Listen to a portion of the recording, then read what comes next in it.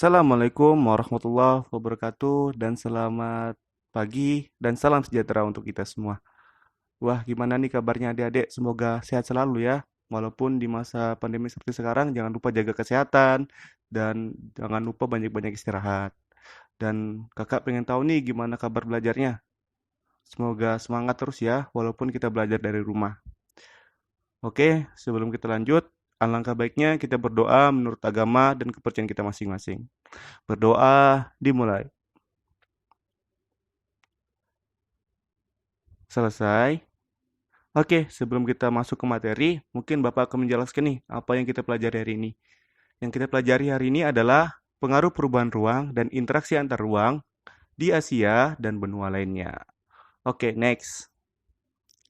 Nah, sebelum kita masuk materi, apa sih yang kalian tahu tentang pengaruh perubahan ruang dan interaksi ruang itu? Yang tahu, boleh tulis di kolom komentar ya. Oke, next. Nah, perubahan ruang dan interaksi antar ruang dapat terjadi dalam berbagai lingkup atau skala. Yang pertama ada lingkup sempit, perubahan ruang antara desa dengan kota. Kemudian lingkup yang luas terjadi antar negara dan juga benua. Oke, next. Nah, untuk faktornya, ada dua faktor yang mempengaruhi perubahan ruang. Yang pertama, ada faktor alam yang terjadi akibat gunung meletus, banjir, longsor, gempa bumi, dan juga tsunami. Kemudian ada faktor aktivitas manusia, yaitu pemanfaatan alam secara eksploitatif dan penggunaan lahan yang tidak seimbang. Contohnya saja yang bisa kita lihat di Kalimantan Timur ini adalah penambangan batu bara. Oke, next. Nah, di Asia dan benua lainnya, perubahan ruang terlihat dari adanya alih fungsi lahan dari hutan menjadi pertanian dan pemukiman, serta dari pertanian menjadi permukiman.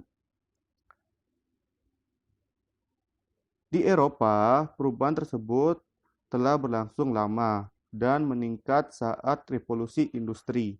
Akibatnya, banyak terbentuk kota-kota dan meningkatnya jumlah penduduk yang tinggal di kota.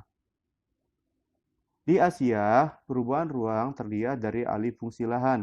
Sekitar 50% lahan di Asia telah berubah menjadi wilayah pertanian. Banyak di daerah Asia berubah menjadi daerah perkotaan. Perubahan tersebut mendorong terjadinya interaksi antar ruang dalam bentuk perpindahan penduduk dari desa ke kota.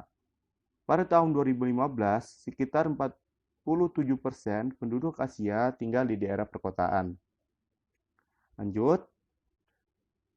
Nah, ini adalah dampak interaksi keruangan antar desa dan kota di Asia benua lainnya, secara ekonomi, sosial, budaya, politik, dan pendidikan. Yang pertama, makin beragamnya orientasi mata pencarian.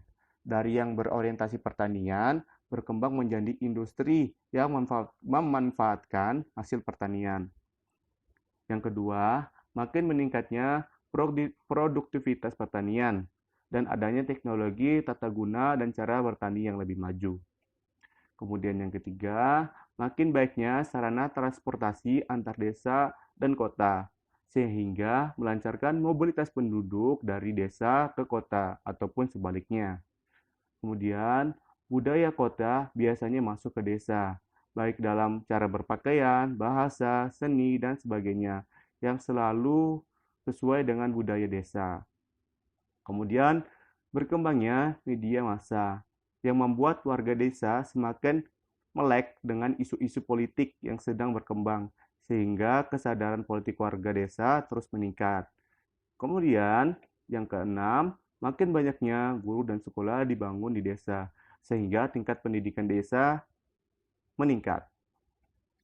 Oke, kemudian ini ada dampak interaksi ruang antar kota dan desa membawa pengaruh terhadap kehidupan ekonomi, sosial, budaya, dan politik di kota, yaitu secara ekonomi, kota memperoleh sumber daya dari desa, baik berupa sumber daya manusia, berupa tenaga kerja, maupun sumber daya alam berupa pertanian dan hasil tambang.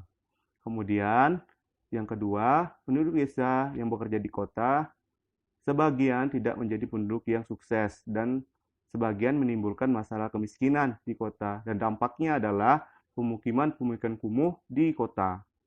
Kemudian, Nah, ketiga, kota dihuni oleh penduduk pendatang dari desa yang sebagian masih mempertahankan budaya atau cara hidup di desa. Oke, next.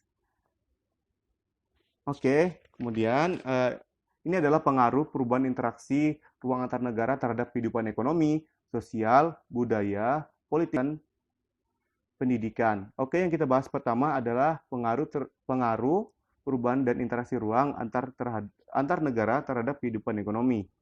Yang pertama, pasti memperoleh keuntungan ekonomi. Yang kedua, memenuhi kebutuhan yang tidak dapat diproduksi oleh suatu negara. Yang ketiga, mengurangi pengangguran. Yang keempat, memperluas lapangan kerja. Yang kelima, kualitas produk meningkat. Dan yang keenam, peluang investasi semakin meningkat. Oke, yang kedua, kita akan membahas pengaruh perubahan dan interaksi ruang antar negara terhadap kehidupan sosial budaya. Yang pertama, budaya interaksi antar orang di dunia. Sektor pariwisata menjadi sektor yang menjanjikan.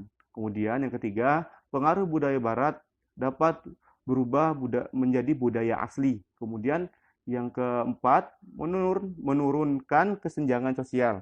Yang kelima, budaya menjadi bangsa yang kelima, budaya menjadi kebanggaan suatu bangsa. Oke, next. Kemudian pengaruh perubahan dan interaksi ruang antara negara terhadap kehidupan politik. Yang pertama, adanya potensi untuk saling mempengaruhi antar negara. Yang kedua, tingkat kepercayaan antar negara semakin membaik. Yang ketiga, menghilangkan kesenjangan antar negara maju dan negara berkembang. Yang keempat, memicu terjadinya konflik perbatasan.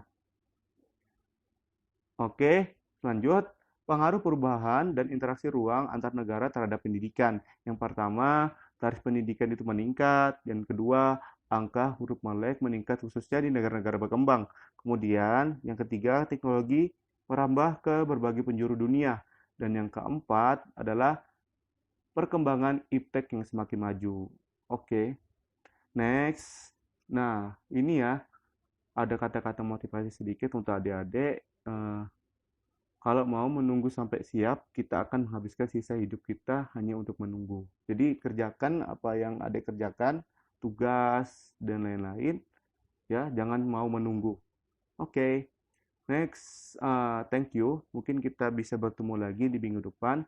Dan di minggu depan kita akan mid semester dan jangan lupa dipelajari yang sudah diberikan oleh Bapak dan Ibu gurunya.